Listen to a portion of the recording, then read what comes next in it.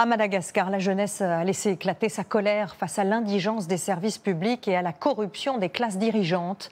Cette semaine, l'eau et l'électricité ont été coupées jusqu'à 12 heures par jour. Un collectif baptisé Gen Z Madagascar a été lancé sur les réseaux sociaux. Des émeutes ont éclaté dans la capitale. La fumée s'échappe encore de ces débris ramassés par les habitants. De ces bâtiments, il ne reste plus rien. Le désarroi aussi des petits commerçants. Ce ne sont pas des manifestants, mais des vandales qui sont venus chez nous. Comme vous pouvez le voir, ils ont tout cassé.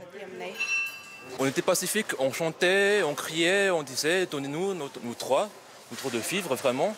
Mais après, il y a certaines personnes qui en ont profité, il y en a d'autres qui ont été plutôt provoquants. Initialement, le mouvement était pacifiste pour dénoncer les coupures incessantes d'eau et d'électricité. Dans ce pays, gangréné par la corruption, où la population sombre dans la pauvreté. Ils réclament de l'eau, ils réclament de l'électricité, voilà. Ils réclament leurs droits fondamentaux. Les rues deviennent le théâtre d'affrontements avec les forces de l'ordre dans 4 grandes villes du pays. Au moins 5 morts dans des bâtiments incendiés. Dans la capitale, l'armée est déployée en renfort, alors que de nouveaux appels à manifester ont été lancés.